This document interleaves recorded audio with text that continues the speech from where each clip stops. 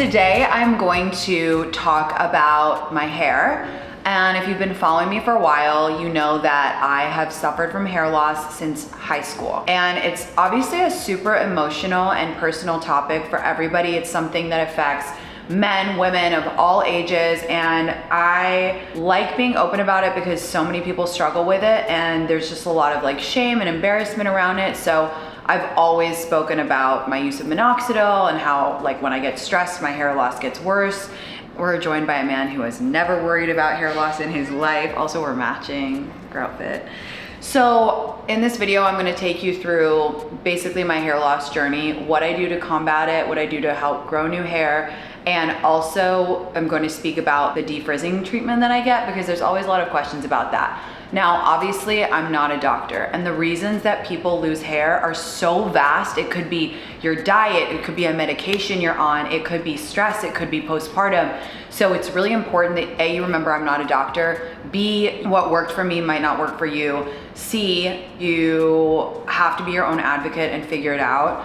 I do, without getting emotional, want to shout out my mom, who has always been like my biggest supporter and helper. You know, it's really emotional. And when I was in high school and I started losing hair, she didn't know if it was because I was stressed, because I was in high school, or what it was. And she left no stone unturned to help me. And in the beginning, I was so emotional that I didn't even want to deal with it. My mom would be like, you are losing so much hair. Like on my pillow would be like tons of hair. And I didn't even want to deal with it. Like I would cry when we'd go to the doctor. So shout out moms. You truly are angels on earth, especially mine. So lucky. Okay, so I have androgenic alopecia. There's so many different types of hair loss. Seriously, if you're struggling, you need to go to the doctor and figure out which one you have. So that just is like the shit out of luck hair loss.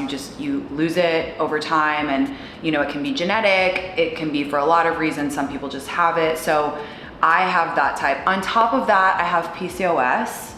And on top of that, I have very bad control of my stress. So I have a lot of reasons why I lose hair. And in high school, as I mentioned, it started, and really the only thing that has helped me grow back new hair is Minoxidil. So Minoxidil is a drug. Again, I'm not a doctor, but I have used it for well over 10 years now, and it works for me. A lot of people always ask me like, oh my God, are you gonna use it every day for the rest of your life? And I'm like, what's the alternative? Go bald? I just don't get it. It's a really weird question to ask someone.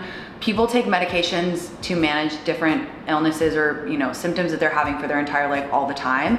And this is no different just because it's about hair. So I plan to use it for the rest of my life. I use it once or twice a day. And I did notice that when I stopped using it, I just basically got lazy. I had like a massive difference in my hair. It really doesn't bother me to use it every day. It's part of my routine. You brush your teeth every day. Like I said, other people take other medications every day. So I've used it for over 10 years. Now, in terms of what type of Minoxidil, there's so many different on the market. I've used hers. I think that works great for me too. Kirkland brand. There's Rogaine, of course, the most popular brand on the market. And I always use the 5%. Now, in the market, they'll say like the 5% is for men, but I like to use it for me as a woman just because I like that extra strength.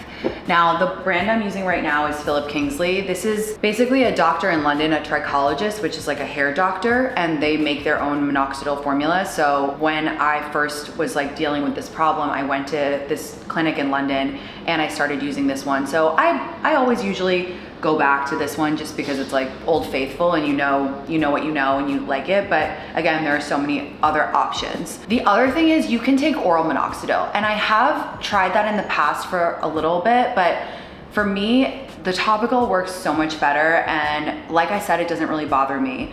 Whenever I mention it, you guys will sometimes say like, oh, it makes my hair greasy, or I don't get how you use it every day. It's definitely trial and error, but I'm gonna be honest with you, for me, it like doesn't bother me. It takes me legitimately 2 seconds, and I do it in the morning and the night. Now, before I hear all the angry comments, yes, I know that Minoxidil is toxic to cats, and I have known this. I had cats in high school, I had cats growing up. I have 2 cats. They're 3.5 and 2.5, and they're completely fine. Don't let your cat lick the Minoxidil. Don't like let your cat lick your head after you do it. Obviously, everyone has different levels of comfort, but I'm super careful. I am well aware of the risk. My cats are my life, so before I hear the angry comments, I know what's up. There's also a lot of shit that can kill your cat or your dog in your apartment, God forbid. So just be careful. Like, it doesn't mean you can't have a pet. I am literally living proof that you can. So don't let that limit you. Or if you feel more comfortable, maybe you could take the oral minoxidil, which is a daily pill. But for me, remembering to take a pill every day is just like, that's way harder for me than just doing another thing in my routine. The other thing that I do is take Nutrafol, and being completely open with you guys, I have worked with them in the past. This is completely unaffiliated with that, but I do take Nutrafol as well. My philosophy with hair is like, why not try everything to boost your hair growth and see what sticks and see what helps? Like, why, if you're struggling with it, like if you're seeing your ponytail thin or like the sides of your hair, like you can see your scalp way more, why not try everything and see what helps you? So I also take Nutrafol, and since January, I've been strict with like no skips, same with Minoxidil. Like I told you, when I had a lull in taking care of my hair, I noticed a massive difference. And in January of this year, my mom was like, I remember I was in Australia and I was getting my hair done, and the hairdresser was so nice. And I just remember looking at my ponytail and thinking like, oh my God, it's this big. Like, it's tiny, and I could see so much scalp, and it was stressing me out. And I'm also a person who, like, for work, I get my hair done a lot, and there's just a lot of stress on my hair all the time. So all the more reason to stay on top of my treatment plan for myself and keep my shit together. But again, I'm not a doctor. Do your research. This is just what's worked for me. Nizoral is, I hate the packaging, I'm not gonna lie to you. Like, it's literally so ugly. Like, why do they have to make it look like this? But this is an incredibly helpful shampoo. I use this twice a week, and I let it sit on my hair for 5 minutes. So I'll go in the shower, lather it up, leave it on my scalp for 5 minutes, and then I'll condition as usual. You can use whatever conditioner you want, obviously. And I think in the most simplistic way, the way I understand it is this really helps clean your scalp. So if you're using topical minoxidil, it can get in better. That is the best that I can explain it. If I'm wrong about that, scientists, please correct me, but this has also been super helpful for me. I brought these combs because if you are struggling with hair loss, it's really important to like not put extra stress on your hair. So I like to use a super wide tooth comb, and this one's from Saltaire and this one's from The Way. It has a contact lens stuck into it. That's disgusting. That's just like a little window into my bathroom and my life, but I love those. Now, all that to say, I still wanna like have fun with my hair, and like I still dye my hair, I still color my hair all the time because it's fun, and like that's what life's about. If you're asking, do I still do that? 100%. I still get highlights. I get my roots done. Probably, I don't know, every 6 weeks I do my roots, and then like every 2 months I'll do my highlights. And about once a year I will get my de-frizz treatment from Rudy. Now I've been seeing Rudy for, I wanna say like 6 years now. He is at Julian Farrell's salon in New York, and he has this de-frizz treatment, and I have the craziest frizzy hair. I'll insert some pictures here of what my hair looks like if it's not de-frizz. The reason my hair is super straight and greasy now is because I'm on day 3 of Rudy, and I will vlog a little bit the treatment so you can see what it's like, but this is day 3. Basically, you get the treatment and then you leave your hair for 3 days, and then when you wash your hair, it's de-frizz. So this is currently what it looks like. It's a little greasy, but like it's totally fine. And then tomorrow I'll wash it and it will be totally de-frizz. I love Rudy. It doesn't make my hair fall out. I don't really care that it's like an extra thing added onto my hair, because you have to feel happy and confident, you know what I mean? So it's all a balance. I'm totally fine with doing it. I think it's great. I've never had any problems with it, and it's so easy. And then your hair is like completely frizz-free, and it's incredible. So I'm going to vlog a little bit, but shout out Rudy, I love you, and you're amazing. I'm wearing sunglasses because I'm about to get my period and I am having an ugly day. This is what my hair looks like. This is my natural texture. Now, I haven't gotten a de-frizz with Rudy in 1 year. So there's none in my hair left. I would say normally I get them like every 4 months. You can, eke it out to 6 months. It really depends on your hair and like what you're doing. And I don't know why I didn't get one for a year. I think when I was having like my hair crisis in January, I was like, let me just focus on the health of my hair. Now, de-frizz with Rudy does not make your hair fall out. It makes nothing bad to your hair, but I think I just wanted to see like the natural state of my hair before doing it again, if that makes sense. But I'm so excited to get it again. Okay, drum roll please, because I feel like I never show what my hair looks like with no bun, no straightener. This is wash and air dry. Like, and people are like, you have curly hair, like do the curly method. Do I have curly hair? I look like a poodle, okay? I look like a freaking poodle. Like, and even if you were to do like I wear a middle part, 'cause I'm so Gen Z. Like, and don't you dare say, well, why don't you brush it? That was like the how I was bullied as a child in school. People would be like, why don't you brush your hair? I was like, if I brush my hair, it will be out to here. You know what, in fact, I'm gonna get a brush and I'm gonna show you. So that's what my hair would look like if I just brushed it out. Does that look good to you?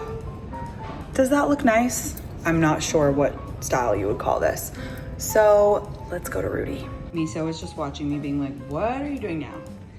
You don't have to worry because your hair is perfect. Your hair is perfect. You are a perfect man. Simple outfit for Rudy. Let's go.